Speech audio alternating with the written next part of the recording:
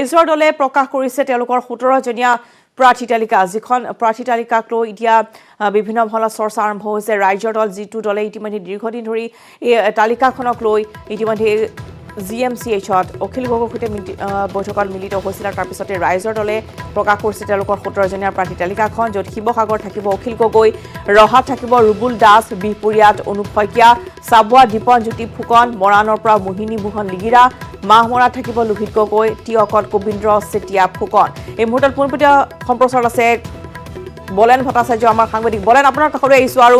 ৰাইজৰ দলে ইতিমধ্যে তেওঁলোকৰ 17জনীয়া যিখন প্ৰাৰ্থী তালিকা সেই তালিকা ইতিমধ্যে প্ৰকাশ কৰিছে তালিকাখনলৈ চাই কেনেধৰণৰ অনুভৱ কৰিব পাৰে আগন্তুক নিৰ্বাচনত ৰাইজৰ দলে কেনেদৰে অৱতীৰ্ণ হ'ব বলে চাওক ৰাইজৰ দল আৰু অসম জাতীয় পৰিষদ দুই আঞ্চলিক ৰাজনৈতিক দলে নিৰ্বাচনত বিশেষকৈ কা বিৰোধী শক্তি তেখেতসকলে সবলভাৱে স্থাপন কৰাৰ উদ্দেশ্যে জনতাৰ ওচৰলৈ যোৱাৰ যি পণ লৈছিলে আৰু তাৰ লক্ষ্য নিৰ্ধাৰণ কৰিয়ে দুইটা আঞ্চলিক দল গঠনৰ প্ৰায় এক প্ৰকাৰ ক'ব পাৰি যে ৰাজ্যত এক প্ৰকাৰ তেখেতসকলে কা বিৰোধী শক্তি এটা সম্পূৰ্ণৰূপে স্থাপন কৰিব পৰাৰ বাবে তেখেতসকলৰ নিৰ্বাচনৰ যে এক মূল ইছ্যু হিচাপে তেখেতসকলে ভেটি গঢ় ল'ব কিন্তু দেখিবলৈ পোৱা গ'ল যে প্ৰথম পৰ্যায়ত আমি আৰু দ্বিতীয় পৰ্যায়ত যদি ৰাইজৰ দলে ইতিমধ্যে 17জনীয়া তালিকা ঘোষণা কৰিছে আৰু যদিওবা এগৰাকী প্ৰাৰ্থীৰ তালিকাৰ নাম এই মুহূৰ্তত প্ৰকাশ কৰিবলৈ বাকী আছে হয়তো আজিৰ দিনৰ ভিতৰত সেয়া প্ৰকাশ কৰা হ'ব আৰু সেয়া যদি হয় প্ৰথম আৰু দ্বিতীয় পৰ্যায়ত অৰ্থাৎ 86টা সমষ্টিৰ ক্ষেত্ৰত তেখেতসকলে 18গৰাকী প্ৰাৰ্থী আগবঢ়াইছে ঠিক একেদৰে দেখিব পোৱা গৈছে প্ৰথম পৰ্যায়ত ইতিমধ্যে অসম জাতীয় পৰিষদৰ তৰফৰ পৰা 18জনীয়া তালিকা প্ৰকাশ কৰিছে যদি সেয়া হয় দুইটা ৰাজনৈতিক দলৰ মাজতে প্ৰায় 36খন আসন ইতিমধ্যে সম্পন্ন হ'ব বা তেখেতসকলে প্ৰথম আৰু দ্বিতীয় পৰ্যায়ৰ মাজত প্ৰায় 36খন আসনৰ ক্ষেত্ৰত তেখেতসকলে প্ৰতিদ্বন্দ্বিতা কৰিব তাই ঠিক একেদৰে চাবলৈ যোৱা যায় যদি মহাজোঁট বন্ধন তেখেতসকলে যি মিত্ৰতালৈ অহা দুই ৰাজনৈতিক দলৰ ক্ষেত্ৰত একে বন্ধুত্বমূলক তেখেতসকলে প্ৰতিদ্বন্দ্বিতা আগবঢ়াইছে বিহপুৰীয়া ঢিং আৰু মাহমৰা তিনি সমষ্টিত ইতিমধ্যে তেখেতসকলে বন্ধুত্বমূলক পূৰ্ণভাৱে তেখেতসকলে প্ৰতিদ্বন্দ্বিতা আগবঢ়াব যদিওবা কোৱা হৈছিলে যে দুই ৰাজনৈতিক দলৰ মাজত ৰাজহুৱাভাৱে তেখেতসকলে একেখন সংবাদমেল অনুষ্ঠিত কৰি তেখেতসকলে প্ৰাৰ্থীৰ তালিকা ঘোষণা কৰিব কিন্তু যেতিয়া আমি প্ৰথমতে দেখিবলৈ পালোঁ যে অসম জাতীয় পৰিষদেই আগতীয়াকৈ তেখেতসকলৰ প্ৰাৰ্থীৰ তালিকা 18জনীয়া তালিকা ঘোষণা কৰিলে তাৰ এটা দিন পিছত দেখিবলৈ পোৱা গ'ল যে ৰাইজৰ দলৰ তৰফৰ পৰা তেখেতসকলে প্ৰাৰ্থীৰ তালিকা ঘোষণা কৰিলে আৰু সেই ঘোষণা কৰা তালিকাত আমি দেখিবলৈ পালোঁ যে তিনিটাকৈ সমষ্টিত নতুনকৈ গঠিত হোৱা ৰাজনৈতিক দলৰ ক্ষেত্ৰত উজনি অসমৰ বিশেষকৈ তিনিটা সমষ্টিত প্ৰথম পৰ্যায়ৰ নিৰ্বাচনৰ ক্ষেত্ৰত তেখেতসকলে তিনিটা সমষ্টিত বন্ধুত্বপূৰ্ণ প্ৰতিদ্বন্দ্বিতা আগবঢ়াৰ সিদ্ধান্ত গ্ৰহণ কৰিছে কিন্তু প্ৰশ্ন হৈছিলে যে দুইটা ৰাজনৈতিক দলে যদিহে এককভাৱে তেখেতসকলে যদিহে প্ৰাৰ্থী আগবঢ়ালে হয় মিত্ৰতাত থাকি তেতিয়াহ'লে তেখেতসকলৰ বাবে বহু সংখ্যকভাৱে হয়তো ইতিবাচক দিশ এটা থাকিলে হয় কিন্তু দেখিবলৈ পোৱা যে বন্ধুত্বপূৰ্ণ প্ৰতিদ্বন্দ্বিতা হোৱাৰ ফলত যিখিনি কা বিৰোধী শক্তিৰ ভোট সেই ভোটখিনি পুনৰ ভাগ হোৱা সেই নিৰ্দিষ্ট তিনিটা সমষ্টিত দেখিবলৈ পোৱা যাব একেদৰে যদি চাবলৈ যোৱা যায় ইতিমধ্যে দুলীয়াজানত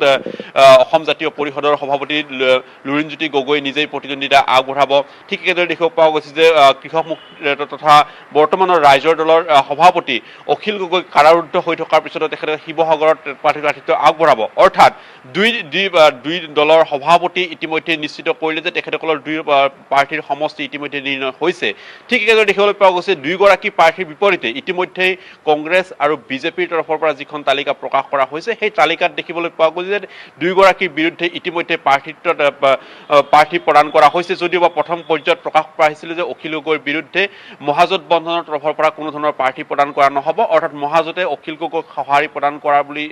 কৰিব বুলি ইতিমধ্যে বিভিন্ন সূত্ৰৰ পৰা প্ৰকাশ পাইছিলে যদিওবা সেয়া সময়ত দেখিবলৈ পোৱা গ'ল কিন্তু কংগ্ৰেছৰ যিখন যোৱাকালি 40জনীয়া তালিকা প্ৰকাশ হ'ল সেই তালিকাত দেখিবলৈ পোৱা গ'ল যে মহাজোঁট বন্ধনৰ তৰফৰ পৰা অৰ্থাৎ অখিল গগৈলৈ কোনো ধৰণৰ শিৱসাগৰ সমষ্টিটোৰ ক্ষেত্ৰত কোনো ধৰণৰ তাত সঁহাৰি নাথাকিব যদি নাথাকে তেতিয়াহ'লে অখিল গগৈৰ পূৰ্ণভাৱে তাত প্ৰতিদ্বন্দ্বিতা হ'ব তিনিকোণীয়া যুঁজ হ'ব বিজেপি কংগ্ৰেছ বলেন আৰু দেখিবলৈ পোৱা গৈছে যে প্ৰথম অৱস্থাত ভাৰতীয় জনতা পাৰ্টীৰ চৰকাৰখন উৎখাত কৰিবলৈ ৰাইজৰ দল আৰু অসম জাতীয় পৰিষদৰ যেনে ধৰণৰ অগ্ৰগতি আছিল বা যেনে ধৰণৰ তেওঁলোকৰ মাজত যি ধৰণৰ উৎসাহ দেখিবলৈ পোৱা গৈছিল এখন নতুন চৰকাৰ গঠন কৰিবলৈ লৈ পৰৱৰ্তী সময়ছোৱাত যিহেতু অসম জাতীয় পৰিষদে 18জনীয়া তালিকা তেওঁলোকে প্ৰকাশ কৰিছে তাতো খুব খৰখেদা হৈছে বুলি কিছু সংখ্যক ৰাজনৈতিক বিশ্লেষকে ক'ব বিচাৰে ৰাইজৰ দলে কালি যিখন তালিকা প্ৰকাশ কৰিলে কোনোবাখিনি তেওঁলোক স্থবিৰ হৈ পৰিল নেকি বলেন চাওক দেখিব পোৱা গৈছে যে ক'ৰবাত নহয় ক'ৰবাত যে মতানৈক্যৰ সৃষ্টি হৈছে অসম জাতীয় পৰিষদ আৰু ৰাইজৰ দলৰ সেয়া এক প্ৰকাৰ স্পষ্ট কাৰণ মিত্ৰজোঁটত অহা দুই ৰাজনৈতিক দলে একেখন মঞ্চত থাকি তেখেতসকলে সংবাদমেলযোগে তেখেতসকলে প্ৰাৰ্থী তালিকা প্ৰকাশ কৰিব লাগিছিলে, কিন্তু দেখিব পোৱা গ'ল যে এদিন পূৰ্বে অসম জাতীয় পৰিষদে প্ৰাৰ্থী তালিকা প্ৰকাশ কৰিলে, দ্বিতীয় দিনাখন একেখন সংবাদমেল আয়োজন কৰি প্ৰাৰ্থী তালিকা ঘোষণা হ'ব বুলি ৰখাৰ পিছত তাৰ কিছু সময় পিছত পুনৰবাৰ ৰাইজৰ দলে সংবাদমেল আয়োজন কৰি তেখেতসকলৰ প্ৰাৰ্থী তালিকা ঘোষণা কৰিলে। এয়াই যে আচলতে সম্পূৰ্ণ ৰাজনৈতিক দলটোৰ ক্ষেত্ৰত দুইটা দলৰ মাজত যে ক'ৰবাত নহয় ক'ৰবাত প্ৰাৰ্থী তালিকা বাছনি কৰাৰ ক্ষেত্ৰত যে মতানৈক্যৰ সৃষ্টি হৈছিলে, সেয়া এক প্ৰকাৰ ইতিমধ্যে প্ৰকাশ পাইছে। সেয়া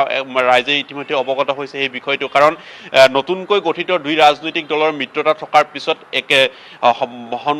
তিনি সমষ্টিত বন্ধুত্বমূলক প্ৰতিদ্বন্দ্বিতাই এটা কথা স্পষ্ট কৰিছে যে প্ৰাৰ্থী প্ৰত্যাশীৰ ক্ষেত্ৰত তেখেতসকলে যি ধৰণৰ সিদ্ধান্ত গ্ৰহণ কৰিব লাগিছিলে, কা বিৰোধী শক্তিৰ যিখিনি ভোট তেখেতসকলে একত্ৰিত কৰি তেখেতসকলৰ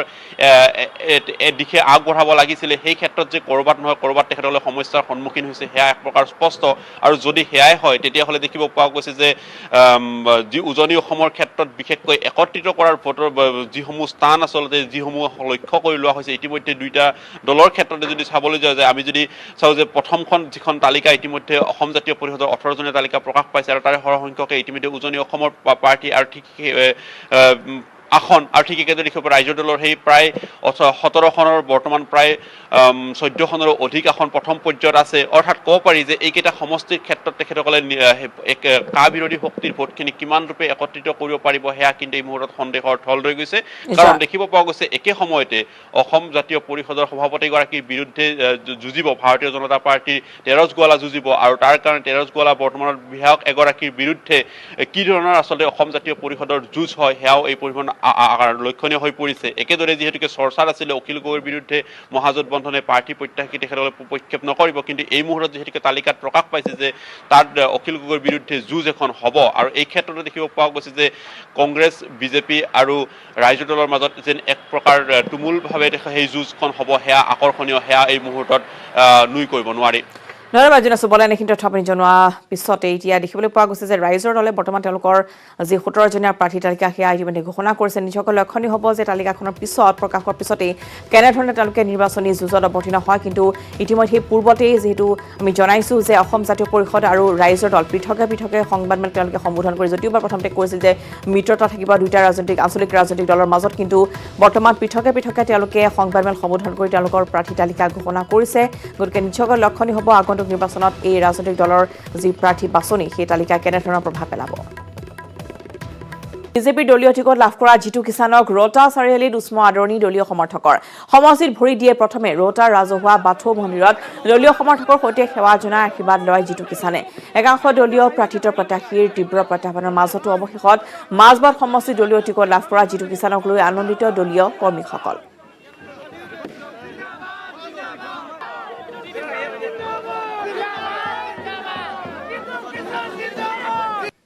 আমাৰ কাৰ্যকৰ্তাৰ উৎসাহ দেখি আৰু মনোবল দুগুণে বাঢ়ি গৈছে, আৰু এই সমষ্টি মাজবাট বিধানসভাৰ নিচিনা ঐতিহ্যমণ্ডিত এটা সমষ্টি আমি পুনৰ উদ্ধাৰ কৰিবলৈ আমি সম্পূৰ্ণভাৱে প্ৰচেষ্টা চলাম, আৰু আমি এই সমষ্টিত বৃহৎ ব্যৱধানত আমি জয়ী হ'ম বুলি আমাৰ আত্মবিশ্বাস আৰু দুগুণে বাঢ়ি গৈছে। নিৰ্বাচনৰ দিন চমু চাপি অহাৰ লগে লগে ৰঙিয়াত আৰম্ভ হৈছে বোকা ছটিওৱাৰ ৰাজনীতি। কংগ্ৰেছ মহাজোঁটক কৌৰৱ আখ্যা ৰঙিয়াৰ বিধায়ক তথা জলসিঞ্চন মন্ত্ৰী ভৱেশ কলিতাৰ। ইয়াৰ উপৰিও বিৰোধী দলসমূহে উন্নয়ন কেনেকৈ কৰিব লাগে সেয়া বিজেপিৰ পৰা শিকিব লাগে বুলি কটাক্ষ কৰে ভৱেশ কলিতাই।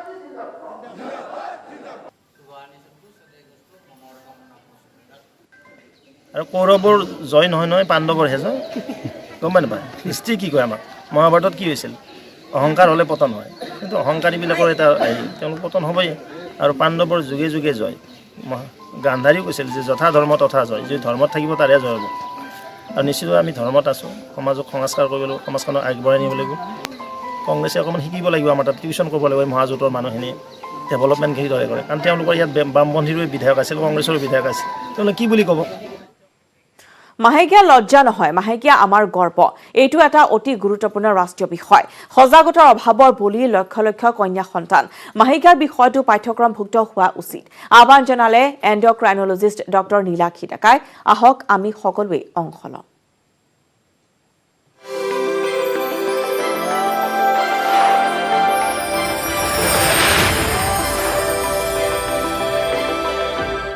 মাহেকীয়া এটা প্ৰাকৃতিক পদ্ধতি, আৰু এই মাহেকীয়া যেতিয়া প্ৰথম আৰম্ভ হয় ছোৱালী মানুহৰ সাধাৰণতে 8 বছৰৰ পৰা 12 বছৰ বয়সৰ ভিতৰত আৰম্ভ হয় আৰু সেইখিনিয়ে সময় যিটো আমাৰ যিকোনো কিশোৰী ছোৱালী স্কুলত পঢ়া শুনা কৰি থাকে যে আমি ছোৱালী মানুহৰ বিষয়ে যেতিয়া মাহেকীয়া যে হয় প্ৰত্যেক মাহত ছোৱালী মানুহৰ আৰু 8 বছৰৰ পৰা 12 বছৰৰ ভিতৰত যে মাহেকীয়াটো আৰম্ভ হয় সেইটো যে প্ৰথমতে আমাৰ ছোৱালীবিলাকে লাজ বা সামাজিক কিবা এটা ষ্টিগমা হিচাপে লয় সেইটো ভাঙিব লাগিব সেইটোৰ কাৰণে স্কুলত যদি আমাৰ চেপ্টাৰ এটা ইনক্লুড হয় তেনেহ'লে সেই ল'ৰা ছোৱালীয়ে এটা ক্লাছৰ সেইখিনিৰ বিষয়ে পঢ়ি পেলাই এইটো গম পাব যে এইটো এটা প্ৰাকৃতিক পদ্ধতি আৰু ইয়াতে লাজ কৰিবলগীয়া বা ভয় খাবলগীয়া একো নাই মেন্স যেতিয়া হৈ থাকে আমি সাফ চিকুণতাটো মেইনটেইন কৰাটো খুবেই বেছি দৰকাৰ ছোৱালী মানুহৰ প্ৰত্যেক মাহতে বহুতখিনি ব্লাড যায় আৰু এটা আমাৰ সামাজিক ধাৰণা আছে যে এই ব্লাডটো বেয়া তেজ হয় আৰু সেইকাৰণে ওলাই যায় দেহৰ পৰা ওলাই যায় সেইকাৰণে হেতু লছ হ'লেও আমাৰ ইমান ক্ষতি নহয় আইৰণ ডেফিচিয়েন্সি এনিমিয়া গোটেই সমস্ত ভাৰতবৰ্ষত খুব কমন এনিমিয়া থাকিলে যেটো এই ব্লাড লছৰ কাৰণে হয় ছোৱালী মানুহৰ মাহেকীয়া ব্লাড লছ হোৱাৰ কাৰণে তেজটো হেৰুৱাই যোৱাৰ কাৰণে ওলাই যোৱাৰ কাৰণে বহুতখিনি এনিমিয়াৰ পৰা আমাৰ ছোৱালীবিলাক আক্ৰান্ত হয় সেইকাৰণে মাহেকীয়া হোৱা কেইদিন বা তাৰ পিছতো আইৰণযুক্ত খাদ্য বস্তুবোৰ বেছিকৈ খাব লাগে যেনেকৈ দালি কাঁচকল মাছ ডিম গুড় এইবিলাক আইৰণযুক্ত থাকে প্ৰত্যেক মাহৰ মাহেকীয়া হোৱাৰ দিনাৰ পৰা আৰম্ভ কৰি পেলাই যদি 10 দিনলৈকে ছোৱালী এজনীয়ে এটাকৈও আইৰণ টেবলেট লয় তেনেহ'লে আইৰণ ডেফিচিয়েন্সি এনিমিয়াৰ পৰা মুক্ত হ'ব পাৰিব এই যে আমাৰ মাহেকীয়াৰ বিষয়ে যিখিনি আমাৰ ভুল ধাৰণা বা লাজ ভাঙিবৰ কাৰণে আজি নেটৱৰ্ক 18 ওলাই আহি এই জ্ঞানটো বা এইখিনি সজাগতাটো সমাজৰ মাজত যে বিয়পাবৰ কাৰণে তেওঁলোকে এটা ইনিচিয়েটিভ লৈছে আমি হেতুৰ কাৰণে নেটৱৰ্ক 18ৰ শলাগ ল'ব লাগে স্বচ্ছ সোচ প্ৰাইড অফ পিৰিয়ড এইটো আমি নেটৱৰ্ক 18ৰ ইনিচিয়েটিভ আৰু তাহাঁতক এইটোৰ কাৰণে আমি ধন্যবাদ জনাইছোঁ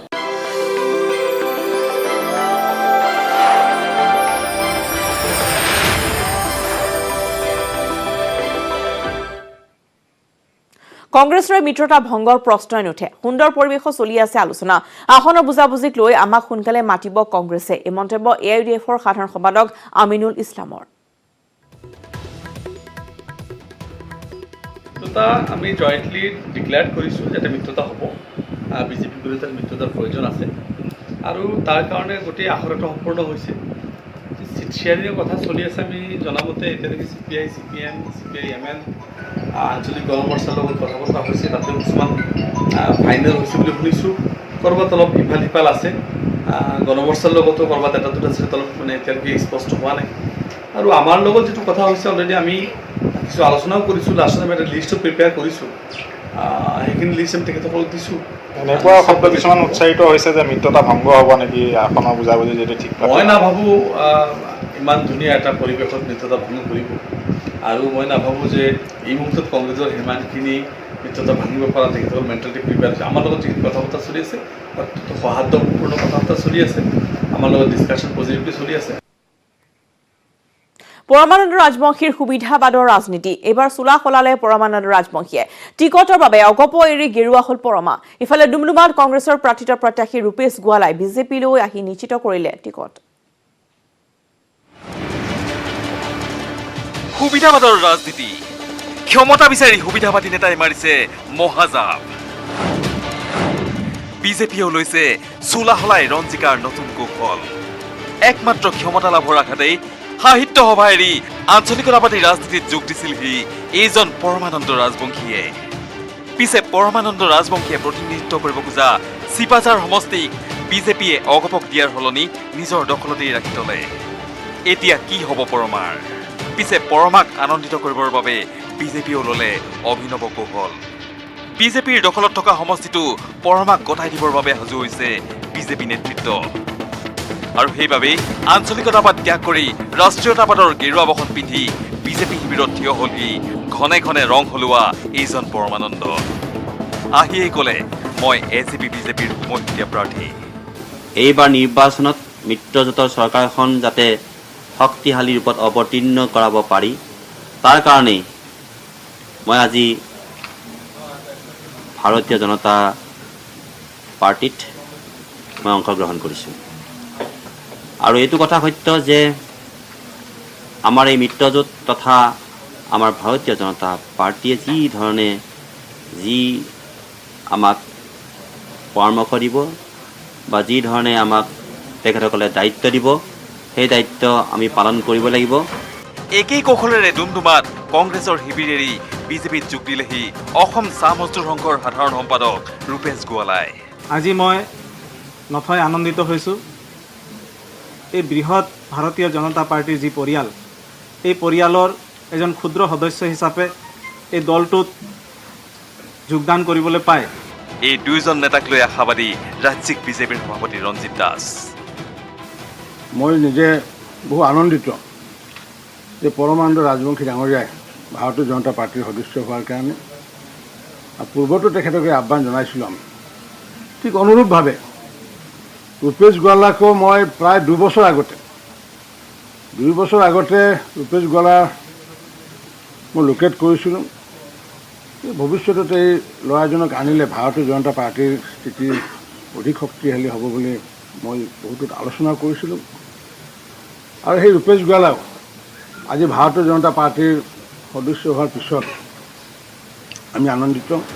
bureau report, news 18 Assam north east.